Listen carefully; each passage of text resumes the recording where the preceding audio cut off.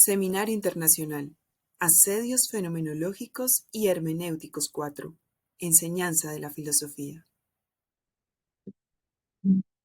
Buenas tardes para todos. Gracias por su persistencia. Muchas gracias a la Universidad del Cauca por hospedar este evento. Para el grupo de filosofía y enseñanza de la filosofía es un honor tener este espacio de conversación que se prolongará por 3 días. De manera que de nuevo muchísimas gracias a la Universidad del Cauca, a Carlos, a José Rosero. Eh, eh, Me quedé con ganas de contestarle a Maximiliano la pregunta del estudio. Yo creo que Elsa tiene razón en que no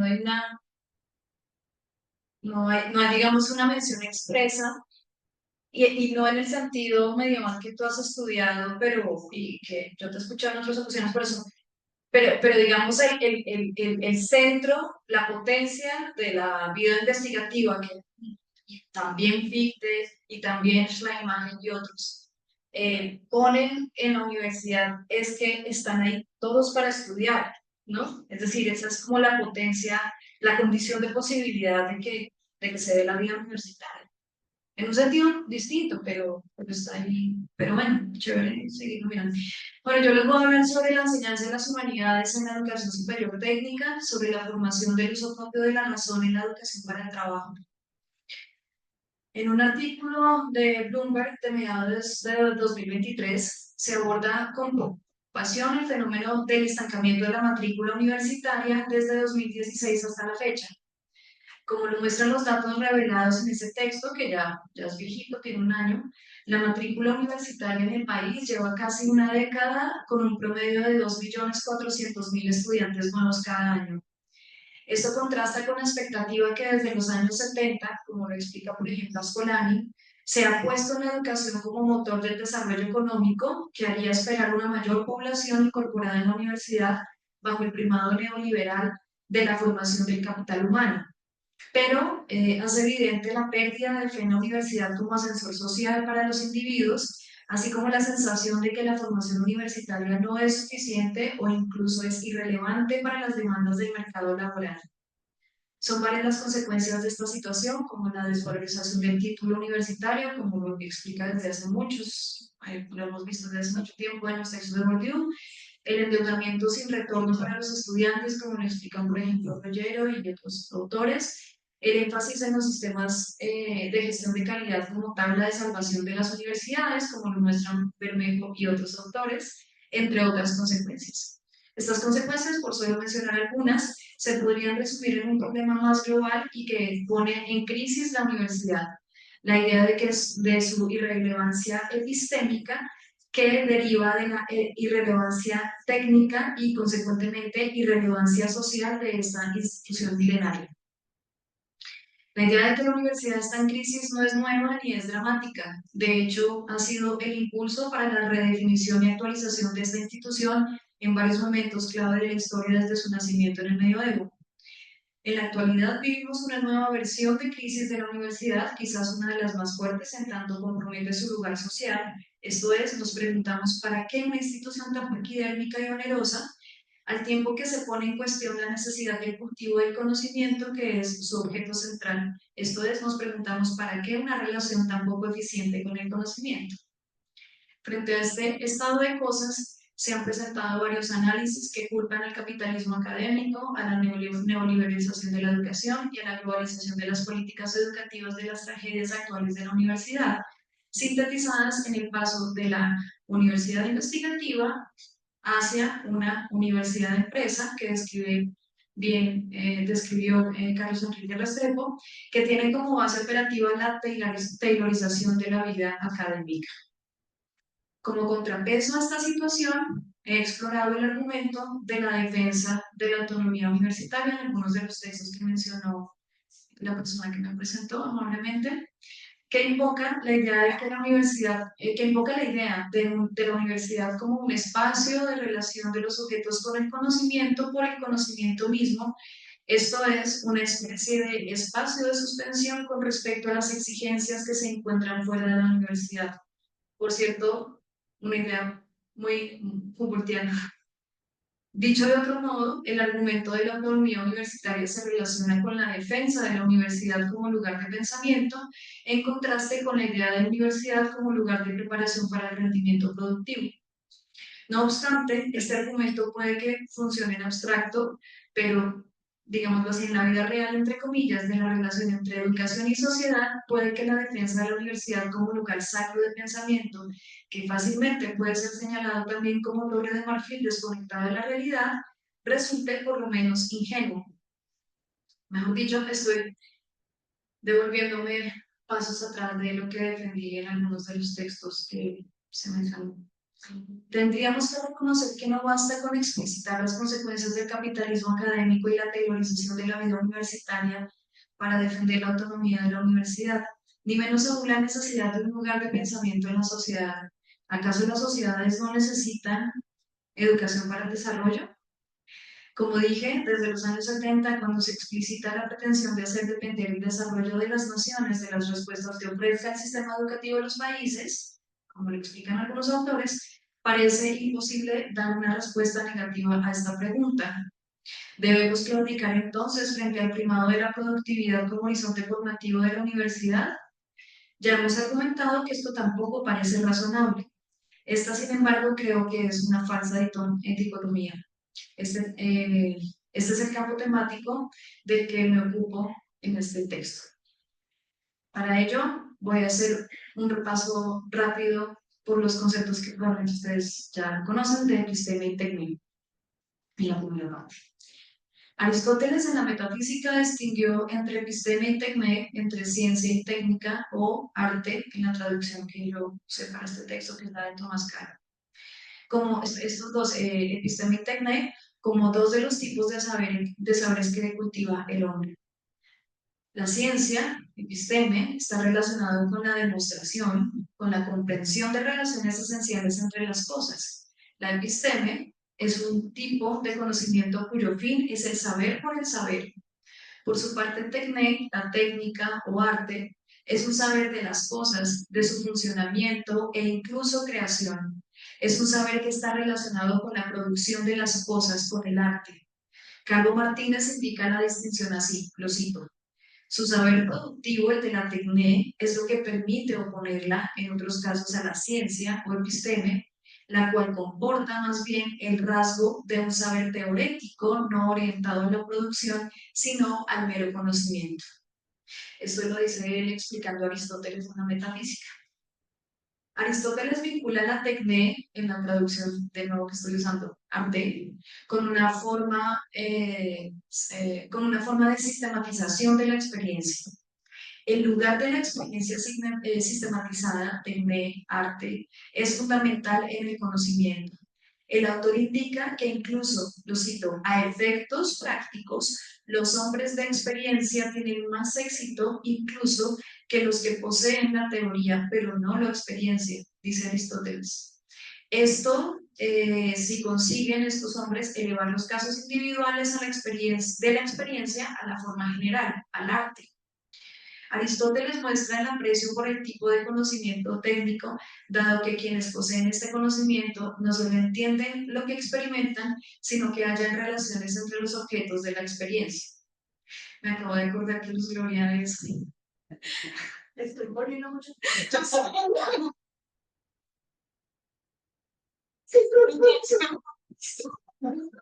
¿Cómo me cae? Uy, sí, no.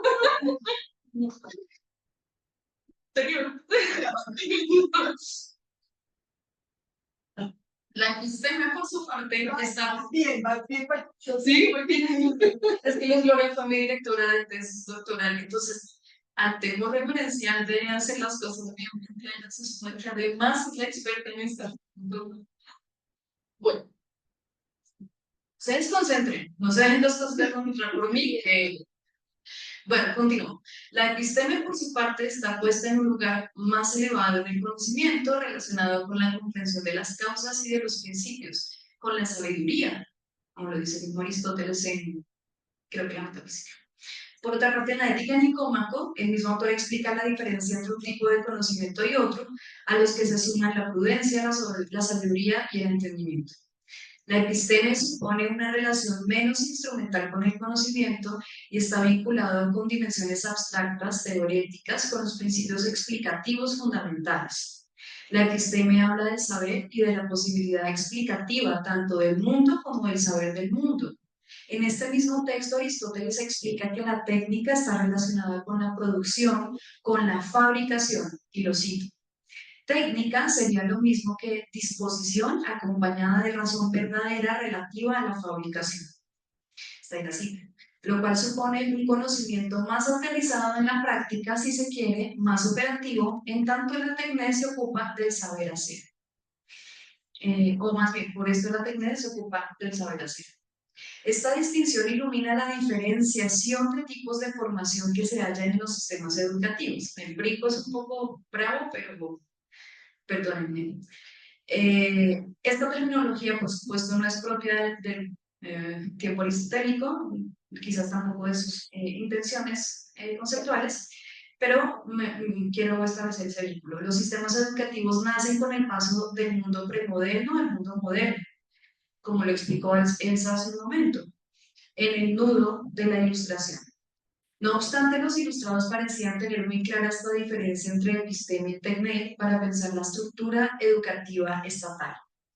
Dos son las ideas que nos sirven de base para comprender cómo y por qué los ilustrados alemanes del siglo XIX llegaron a formular las bases y la estructura de la universidad moderna y su separación de los ámbitos educativos instruccionales, la importancia de Bildung como eje conceptual del sistema y por una parte, y la pretensión política modernizante de la Prusia de finales del siglo XVIII, que ya también se explicó hace un momento.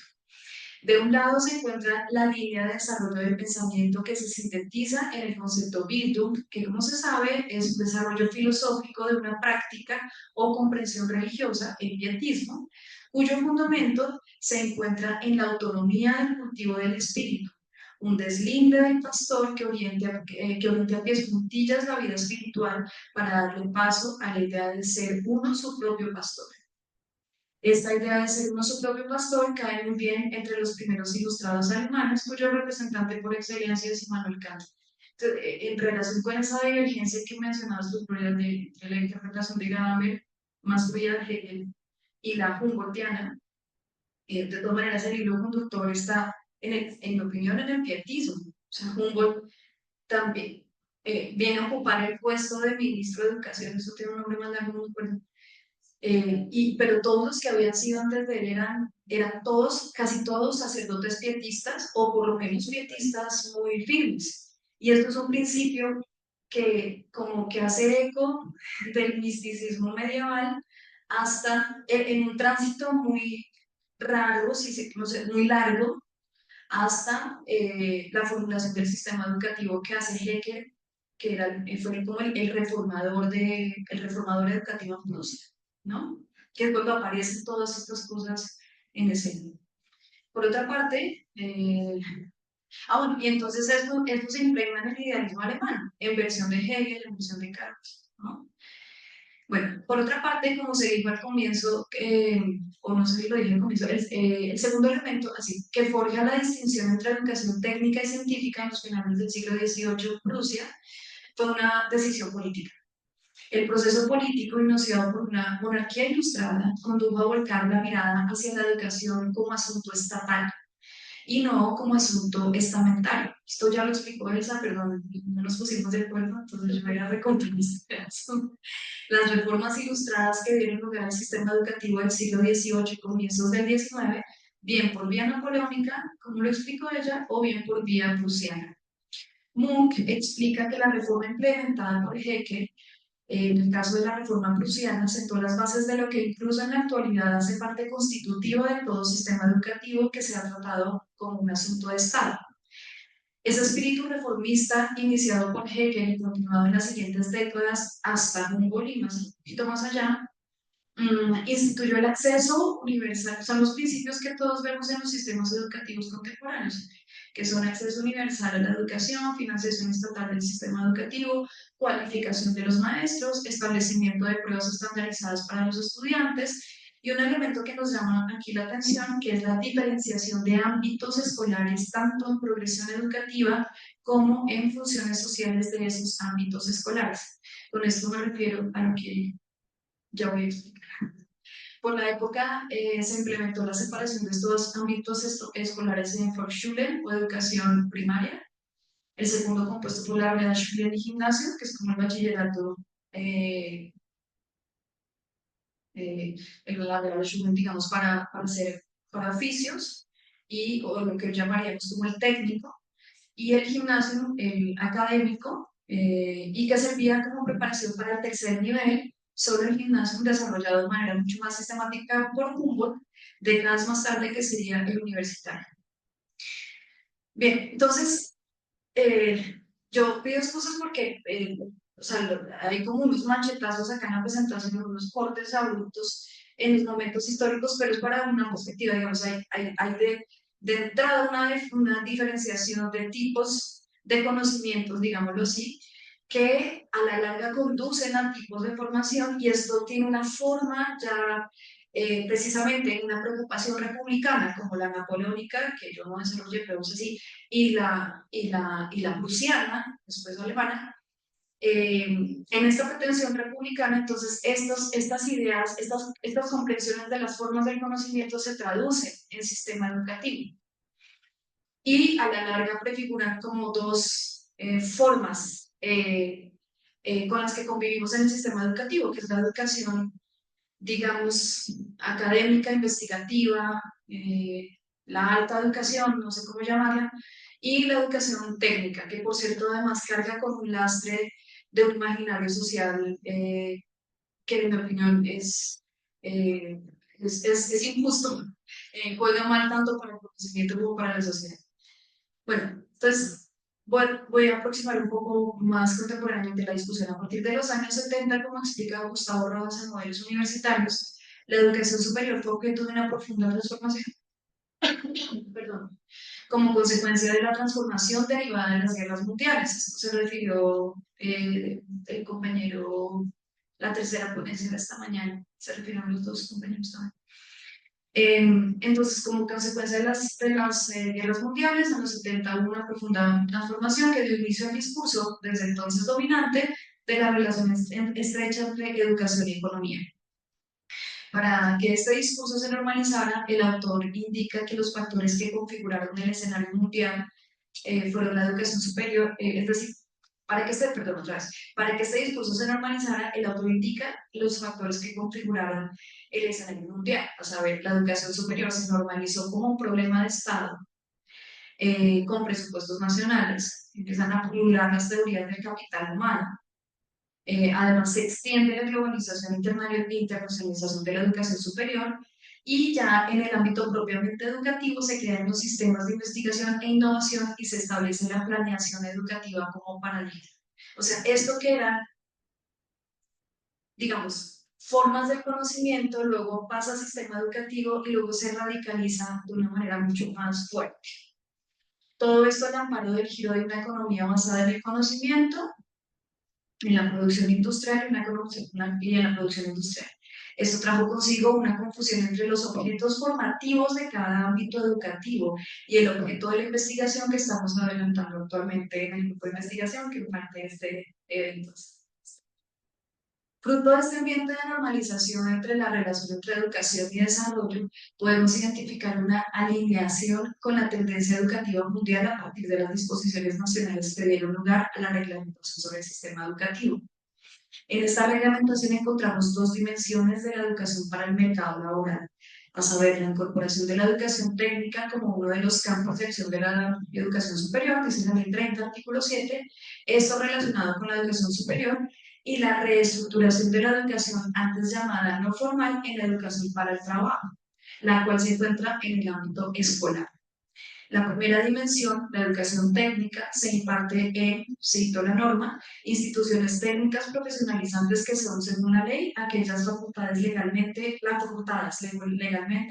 para ofrecer programas de formación en ocupaciones de carácter operativo e instrumental y de especialización en su respectivo campo de acción. Está ahí la norma. Por su parte, la educación para el trabajo está reglamentada por la Ley 1064/2006, que se denomina Educación para el Trabajo y Desarrollo Humano. Y cito, el Estado reconoce la educación para el trabajo y el desarrollo humano como factor esencial del proceso educativo de la persona y componente dinamizador de la formación de técnicos laborales y expertos en las artes y oficios. Aquí, cuando estaba revisando esta normativa, pensaba que en un pasaje de Humboldt, de un texto de Humboldt que es como unos escritos sobre la escuela de Jena o algo así, no me acuerdo ya el título, pero Humboldt decía que la escuela no era para hacer de los hijos de zapateros zapateros, sino para hacer de los hijos, para hacer a todos los niños personas, ¿no? Sin embargo, digamos, mucho tiempo después, con estas mutaciones de los sistemas educativos, pues lo que nos damos cuenta es de que sí hay una especie digamos, de reproducción a la Gramsci, si se quiere, de las formas sociales y los sujetos correspondientes a esas formas sociales y el conocimiento determinado en cada uno de ellos. Bueno, a este tipo de educación no hace parte del ecosistema de la educación superior, como se explica en el decreto 4909, responde a los fines de la educación consagrados en el artículo 5 de la ley 115 de 1994, pero sientan las bases por fortalecimiento de una aspiración, por cierto, dudosa, de que los estudiantes tendrán competencias mínimas para insertarse en el mercado laboral. O sea, esta mutación de la educación para el trabajo, de la educación no formal en la educación para el trabajo, tiene la buena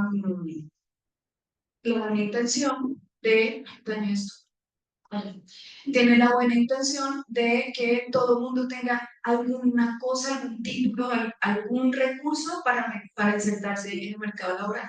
El problema es que eso no pasa. En realidad eso no sucede.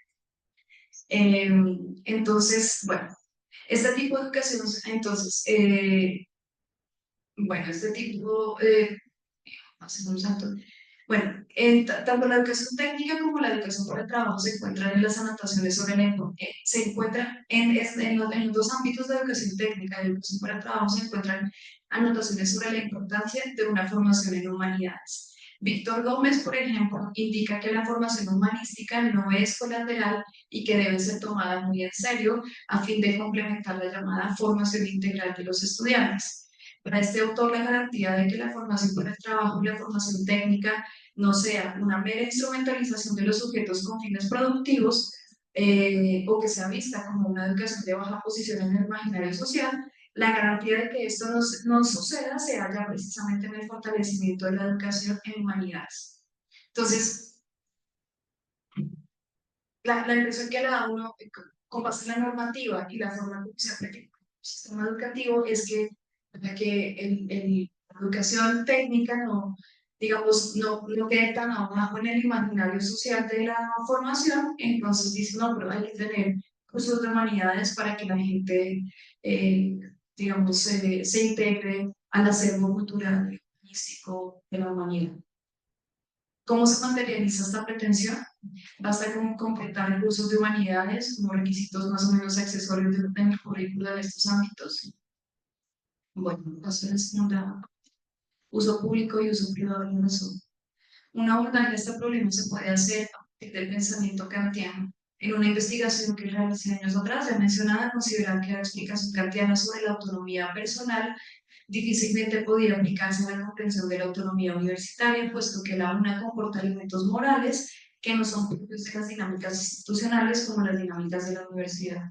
Esto es que la explicación de la autonomía moral que pretende Kant para los sujetos ilustrados, por ejemplo, explicados en la respuesta a la pregunta que es la ilustración, no era suficiente para fundamentar la autonomía universitaria en términos de la colectividad. No obstante, en esta relectura de los textos respuesta a la pregunta que es la ilustración y el conflicto de las facultades, quisiera permitirme una analogía entre el desenvolvimiento de los sujetos frente a la decisión de pensar por sí mismos y el desenvolvimiento de la educación superior para ofrecer herramientas para que los sujetos conquisten la autonomía a fin de comprender si en la educación superior debería ponderar el uso público y no solo el uso privado de la razón. Gracias.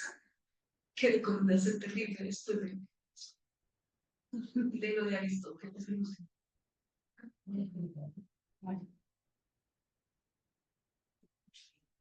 Esa mirada, profesora comprensión kantiana de la autonomía lo planteo a la luz de las pretensiones formativas que persiguen respectivamente las facultades superiores y la facultad inferior. Como sabemos, Kant explica en el conflicto de las facultades que las primeras deben formar a sus estudiantes para atender a los propósitos del Estado, que podríamos decir, por ejemplo, propósitos de productividad y desarrollo, como lo aspira la educación para el trabajo, mientras que la facultad inferior goza de una especie de inutilidad o implicándole como libertad, en la que funda la libertad de pensamiento preciso. Para esto entonces en las facultades superiores predomina la formación para el uso privado de la razón, aunque no exclusivamente, mientras que en la segunda se espera una formación para el uso público de la razón. Yo veo acá muchas caras jóvenes y no sé si están familiarizados con esta distinción entre uso público y uso privado de la razón. ¿Se entiende la distinción? Entonces, brevemente, porque si no esto no se entiende, brevemente lo que dice Kant es que uno está haciendo uso eh, público de la razón cuando habla de acuerdo a su autonomía de pensamiento, ¿no? Cuando habla de acuerdo a su propia razón. En cambio, está haciendo uso privado de la razón precisamente cuando está limitado por una condición funcional. Por ejemplo, el caso que pone Kant es que si, por ejemplo, el cura está en desacuerdo con lo que está diciendo en el púlpito, igual no lo va a decir en el púlpito porque está siendo funcionario de la iglesia. Luego no puede decir lo que piensa sin más. Eso no lo hace tonto, eso lo hace consciente al cura, por ejemplo, de que está haciendo uso privado de la razón y está cumpliendo sus funciones. En cambio, en uso público de la razón no tenemos, o en los momentos de uso público de la razón no tenemos ese tipo de limitaciones funcionales. ¿Se entiende? Listo. Entonces, empero el estado actual de... Entonces, para esto, las facultades superiores, para los que no estén familiarizados con el texto del conflicto de las facultades, son Kant, la teología, el derecho y la medicina, es decir, facultades que sirven los propósitos del Estado. ¿Mm? ¿Por qué? Porque cuidan a los sujetos, a los ciudadanos, y los orientan y les ponen, digamos, cuidan a los ciudadanos con miras a que el Estado esté bien, a que prospere. Mientras que la facultad superior, que es la de filosofía, no tiene ningún compromiso de este tipo con el Estado, luego es libre de pensar lo que quiera. ¿Mm? ¿Se entiende la diferencia para los más jovencitos? Pero la inferior. La inferior, me equivoqué, perdón, sí, la inferior. Bien, entonces en las facultades superiores predomina la formación para el uso privado de la razón, en las facultades superiores, las que están vinculadas con el Estado. Aunque no exclusivamente, mientras que en la segunda, en la facultad inferior, se espera una formación para el uso público de la razón. Empero el estado actual de educación superior es prácticamente de facultad superior, con puro uso privado de la razón, con lo cual se desconoce la necesidad de la formación en uso público de la razón y se favorece un tipo educativo que promueve el mantenimiento de los sujetos en condición de minoría de edad. Detengámonos brevemente en esta distinción. Una cosa es permanecer en condición de minoría de edad y otra es hacer uso privado de la razón. La primera condición, la permanencia en minoría de edad, supone la renuncia al uso propio de la razón, es decir, a la conquista de la autonomía, estando el sujeto ya en condición de pensar por sí mismo. Como bien podemos recordar al inicio del opúsculo, respuesta a la pregunta que es la ilustración, Kant nos indica que la minoría de edad es una situación culposa en la que se encuentra cada individuo que omite su capacidad de pensar por sí mismo, que no se atreve a pensar por sí mismo, situación de la que los tutores no sabios sacan buen provecho. En este sentido, afirma el autor, lo cito: les es muy fácil a otros erigirse en tutores. Si solo puedo pagar, no tengo necesidad de pensar. Otro asumirá tan fastidiosa tarea. Aquellos tutores ya se han cuidado muy bien y muy amablemente de asumir semejante control. Hasta ahí la cita. En una primera aproximación, o bueno, en esta aproximación podríamos decir que la educación superior está tendencialmente orientada a aceptar una condición de minoría de edad en los procesos formativos, toda vez que son otros los sectores que determinan explícitamente o no el control, el tutelaje, la orientación, los usos de la educación superior. Esto se ha evidenciado en la universidad, pero la situación de la educación técnica es aún más preocupante, marcada por las exigencias de rendimientos de desarrollo y productividad.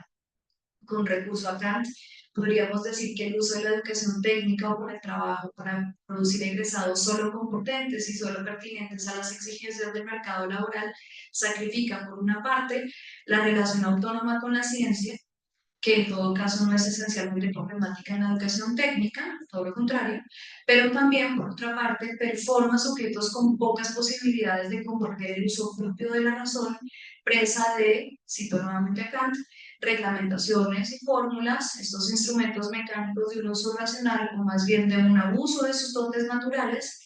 Esos instrumentos son los grillos que atan a una persistente minoría de edad. Hasta ahí la cita. ¿Significa esto que debemos abandonar los procesos instructivos? O sea, de nuevo, nos dedicamos todos a hacer uso público de la razón, a filosofar. Pues no, necesitamos comer, necesitamos tener luz, computadores, y los médicos son finalmente técnicos y sofisticados por su tiempo.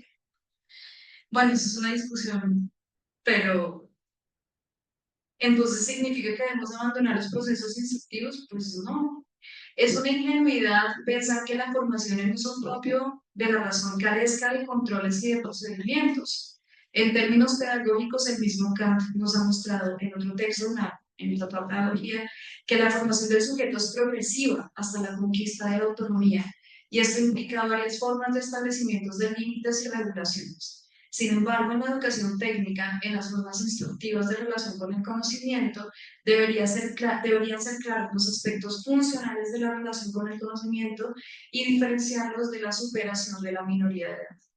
Más aún, quien goza del uso propio de la razón, esto es, ha superado la minoría de edad, entiende la diferencia entre uso público y uso privado de la razón, y sabe cuándo debe usar una y usar otra. Y aquí también de sus funciones diferenciadas en la sociedad. De nuevo se toca. Ahora bien, en muchas ocupaciones que conciernen al interés de la comunidad, es necesario cierto mecanismo por medio del cual algunos de sus miembros se tienen que comportar de modo meramente pasivo, que mediante la unanimidad artificial el gobierno los dirija a fines públicos, o al menos para impedir la destrucción de los mismos. Mejor dicho, también necesitamos ponernos de funcionarios. El ejemplo que pongo en las clases es que supongamos que yo como profesora odio las calificaciones. Yo puedo pensar eso, pero soy funcionaria y tengo que sacarle notas a los estudiantes y ponerlos en un registro, y que el estudiante pueda apelar a ese registro cuando va en la progresión del sistema educativo o a buscar una beca o lo que sea. Pues, digamos, hay que ser claros y que hay que diferenciar un ámbito del otro. Por tanto, no se trataría de un rechazo al uso privado de la razón en la formación instructiva. Por el contrario, tanto las facultades superiores como la formación para cumplir funciones en la sociedad, esto es, para hacer uso privado de la razón, son esenciales para el desarrollo de la misma. Como explica Kant en el conflicto de las facultades, las superiores están encargadas del cuidado de los aspectos centrales para el óptimo funcionamiento de la nación, como la salud de sus ciudadanos, el cuidado de sus almas y la relación entre ellos. En la actualidad diríamos que esas facultades superiores además deben cuidar de la salud económica de la nación, de su progreso y de su buen comportamiento en el escenario global productivo, entre otros ámbitos estatales para los que deberían estar formados los ciudadanos en las facultades superiores renovadas en la universidad.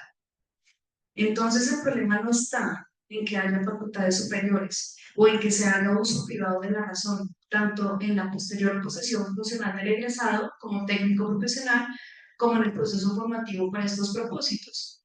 El problema está en la normalización de un tipo de educación solo performativa que a la larga sacrifica tanto la formación en el uso propio de la razón, esto es, mantiene a los estudiantes en minoría de edad, como en la misma disciplina, que en función social, no actuando el sujeto como funcionario, sí debe ser performativo.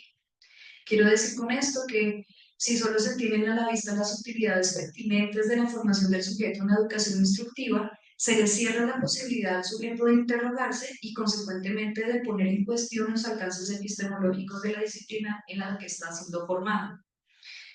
Kant afirma que, lo cito, pero para esa ilustración se nos exige libertad y, por cierto, la más inofensiva de las que puede llamarse libertad, a saber, la libertad de hacer uso público de la propia razón en todo respecto, etc.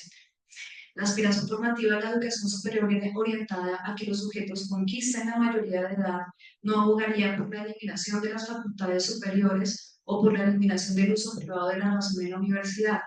Tampoco se trata de hacer de la educación superior solo función filosófica o de facultad inferior.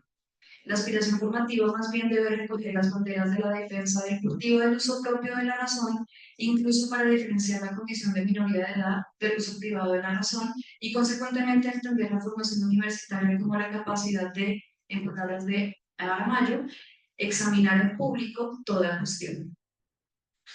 Para cerrar, voy a citar el documento que es como un manifiesto que hicimos colectivamente en la Comisión Educativa de la Sociedad Colombiana de Filosofía, que se llama Colombia necesita impulsar la enseñanza de la filosofía. Así ese título del documento escrito colectivamente porque somos parte de la Comisión Educativa de la Sociedad Colombiana de Filosofía.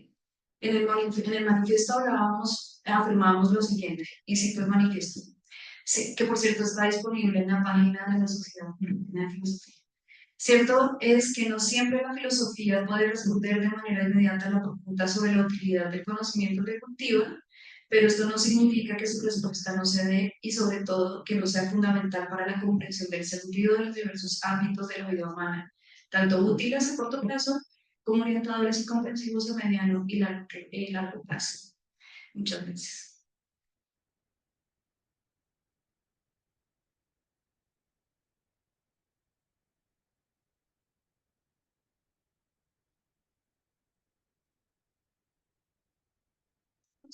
Solo está incluido su conferencia. Entonces, bueno, vamos a comenzar una ronda de preguntas. ¿Listo? Pregunta del profesor. Pregunta del profesor. Entonces, si te parece, ¿las reunimos o prefieres individual? Eh, yo creo que podemos reunirlos porque ya es como Listo, perfecto. Comenzando, muchas gracias por su aporte. Muy interesante. Como la presencia de la enseñanza de las unidades de la educación superior, pero se puede contextualizar a bachillerato en la media con la enseñanza de la filosofía, preguntarle, bueno, ¿qué enseñar en filosofía en décimo año, digamos, porque no hay como, es decir, cada profesor de filosofía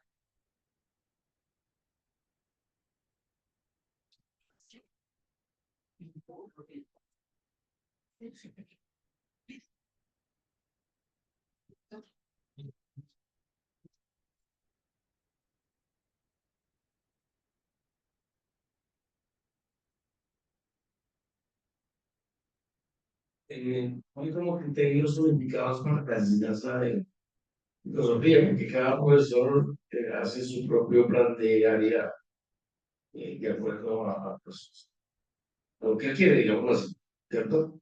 Entonces, a veces uno se referencia en algunos textos, pero los textos vienen como clasificados en disciplinas, ¿cierto? Y hay otros.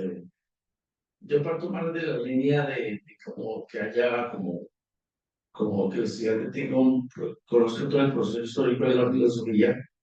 De esa manera se monta, digamos, toda la filosofía y la vez inmersos ahí las diferentes disciplinas filosóficas, ¿cierto? Eh, para que al menos Porque una vez escuché una conversación de un profesor de la Universidad del Norte de Barranquilla que decía que en décimo y once la idea no era formar filósofos, sino que los estudiantes tuvieran una cultura filosófica, tienen idea de qué es la filosofía, y me ha gustado esa frase. Y entonces, pero entonces, si yo le digo, sé que plantear como la enseñanza de la filosofía, ¿qué enseñar allí? Digamos así, ¿cierto? Porque si hablamos de disciplinas, pues eso es más dispendioso para mí, me parece.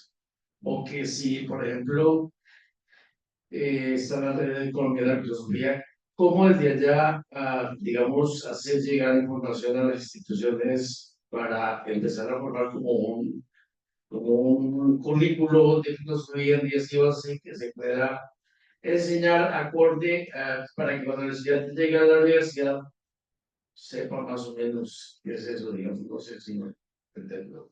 Gracias. Gracias. Muchas gracias, profesor. ¿Qué opinas del gobierno?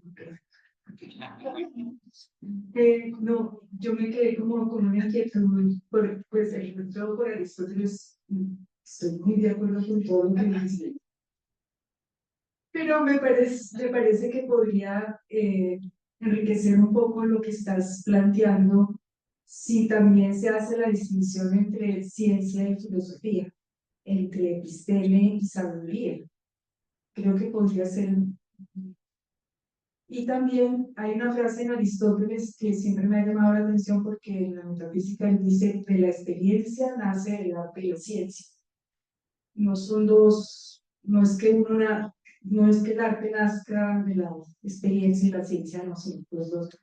Pero me parecería muy interesante hacer esa conexión con lo de Kant, de la distinción entre las facultades, para mostrar que también hay una distinción entre ciencia y filosofía para ubicar un poco más el terreno de la filosofía.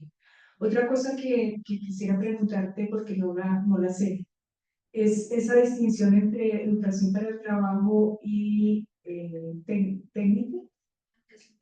No, porque hay esa distinción, no sería lo mismo aprender un oficio y, o sea, la educación para el trabajo es aprender un oficio y lo otro es la tecnología, no sé, porque no sé, es como para saber por qué se hace esa distinción entre las dos cosas.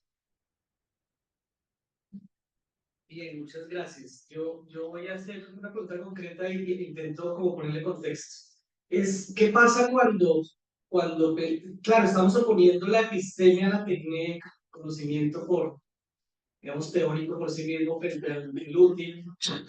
Pero ¿qué pasa cuando pensamos que la filosofía es una praxis, ¿no?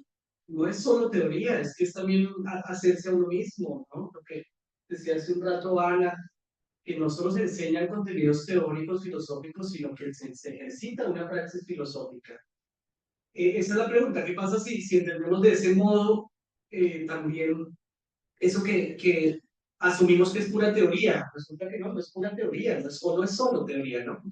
Y con esto voy justamente a la noción de arte, porque la universidad empieza con el pensum de las artes liberales, eso no es gratis. Las artes liberales son, y allá voy con la idea de que son entendidas en un contexto neoplatónico, y son artes en el sentido de tecné, distintas a las artes útiles, y eso es al final lo que termina haciendo la filosofía. En las artes liberales está la dialéctica, está todo esto, ¿no? Pero son artes liberales porque en su práctica me liberan, ¿no? Entonces no sé no sé si conviene una separación tan radical, no sé si convenga Aristóteles, disculpa, es como poner un tema de discusión. Si más bien en la universidad lo que no, más bien pura neoplatónica de las artes, que implica que la tecné es liberador. Y es teórica en tanto, o sea, no puedo separar la elaboración teórica de una práctica sobre mí mismo. Eso es lo que quiero llegar. Una pregunta. ¿Qué pasa cuando entendemos que esto que supuestamente es pura teoría, al final es también una técnica, ¿no? puedo empezar por esto último. Pero yo creo que de pronto yo no supe expresarme bien. O fue rápido, estaba nerviosa, como me di cuenta de que, claro, yo no estoy haciendo. Eh, pero, pero en todo caso, es en el fondo la tesis, Max. Es como, mejor dicho, no es que no lo expresé bien, es verdad que en el texto no está y toca seguir, ¿no? Porque haciéndonos la pregunta por la formación, la pregunta por la formación es una pregunta muy esquiva en relación con cómo se dio la formación en el sistema educativo, que era yo lo que le preguntaba a Elsa. Y se lo pregunté de verdad, no era cascarera, era de verdad, porque ahí tenemos un problema complicado. Es como si la formación fuera más grande que el sistema educativo, o, sí, como decía nuestro colega, como si las instituciones fueran mediocres en relación con el propósito de la formación. Sí, pero entonces una forma de darle la vuelta al problema puede ser diciendo, no, es que la formación no es, mejor dicho, la formación no es para los contenidos teóricos y escapa de la formación técnica o de la vida técnica o de la vida práctica. Más bien lo contrario, y entonces en la formación técnica, pues eso creo que lo dije muy rápido, como que la cosa se resuelve con un par de créditos en humanidades y chao, ya esa persona quedó lista para la vida, ¿no? En formación integral. No, en formación, precisamente a eso se le llama formación integral. Entonces, no, hay más bien que buscar otra entrada como con una comprensión más holística de estos problemas, independientemente de que ¿cómo decir? El despliegue de los conocimientos sean en un ámbito u otro, pero la formación debería estar como más transversal. Digamos, ahí fue cuando saqué a bailar Kant, entonces dije, pues es un problema de que todo el mundo tenga efectivamente formación en uso propio de la razón, independientemente de si va a ser funcionario, va a ser recaudador de impuestos, va a ser filósofo, va a ser poeta, lo que sea. Un poco, pero bueno, pero está interesante la cosa porque sí es chévere sacarle la punta por el lado de los entes liberales. Bueno, está esto de Nussbaum, está inspirado en Séneca, ella repite en una parte del cultivo de las humanidades la idea de que la educación es liberadora y son artes liberales en el sentido de la liberación y es para eso, ¿no? Entonces bueno, el tema de ese texto, particularmente en general de Nussbaum, es que ella se concentra en el sistema educativo gringo, que también tiene es muy endógeno su análisis en ese sentido, pero la intención es muy buena, o las herramientas que dispone son muy chéveres porque sí nos permite como ver otros problemas de otros contextos, por ejemplo, eso, las artes liberales para quién, para los que tienen tiempo, plata, no sé qué, como hablamos esta mañana, para todo el mundo, para liberar. Como hay poco tiempo, no voy a contestar algunas que no serán. En relación con sobre qué enseñar en filosofía en el colegio y que diseñar el currículum, un tema de estos. Honestamente, profesor, yo no soy la persona indicada para contestarle la pregunta porque yo conozco poco de la vida escolar. Sin embargo, lo que entiendo es que la discusión que se hizo esta mañana justamente iba en ese sentido. Es la parte de alineamientos curriculares es un riesgo porque cabe cualquier cosa, pero también es una enorme posibilidad porque se pueden hacer muchas cosas, ¿no? Pero los detalles o sea, yo podría decir mucho más porque lamentablemente carezco de formación y no he investigado ese tema mucho, solo he asistido a muchas conferencias de la profesora, algunas conferencias de la profesora Ana, muchas de Maximiliano y eso, entonces no, con ellos. Esta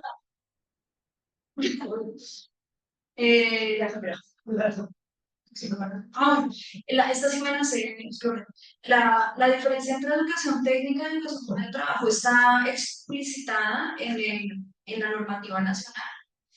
la educación para el trabajo era lo que antes se llamaba educación no formal, y se metió en el sistema educativo como educación para el trabajo en los colegios. Entonces, no sé si has visto, bueno, nosotros en la pedagógica tenemos muchos estudiantes graduados de colegios técnicos, entonces esos colegios técnicos en administración, técnicos en cosas de economía, bueno, sí, como lo que hace unos siglos era ser técnico en, no sé, unos siglos, no, un siglo o algo así, en metalurgia, no sé, industria. Hoy día es técnicos en capitalismo cognitivo, ¿no? Esos son los oficios. Son los oficios que hoy día son un poco más sofisticados, si se quiere, digamos, no son tan manuales, pero siguen siendo oficios. Entonces pueden ser ayudantes de contadores, pueden montar una empresa, pues se supone que es para eso y eso lo hacen en el colegio. Eso es una, en mi opinión, es una trampa horrible, porque para que eso, entonces por una parte dicen, no, es buenísimo porque los estudiantes de colegio salen listos para meterse al mercado laboral o para emprender, para ser empresarios de sí mismos. Pero lo que uno encuentra en realidad es que eso no sucede porque el mercado está saturado y como siempre se le pone a la educación un problema que no le corresponde al mercado laboral, no a la educación de los hombres. Pero para que eso se pueda meter, pues que salga, porque el tiempo no es infinito en la escuela, ni en ninguna parte. Entonces sacrifican y, o sea, tengo estudiantes que llegan a clase conmigo y dicen, como yo nunca había leído, no sé, no había leído nunca Platón, no había, cosas básicas que no ven en el colegio de filosofía y es muy loco porque, claro, sacrifican todo eso para, para, para la educación, para el trabajo. Esa hace diferente y pues no, o sea, otorga un título muy básico. No, porque no es ni siquiera, es un bachillerato técnico, es lo que otorga. Y en cambio la educación técnica está metida en la educación superior, no en la educación básica, primaria y secundaria, en la legislación colombiana. Y está junto con la educación, está la educación técnica, técnica profesionalizante y la educación superior. Estas dos primeras son eh, digamos, están directamente en la normativa, están relacionadas con la productividad, con el desarrollo de oficios, con la sofisticación de técnicas, por eso también son técnicas profesionalizantes, mientras que la tercera es la única en donde hay investigación, o sea, el humboldt de toda la vida, ¿no? Por eso las dos primeras no pueden otorgar título de doctorado, las terceras sí, la universitaria sí. Pero entonces la diferencia está en el grado, en el propósito y en el alcance formativo de cada una.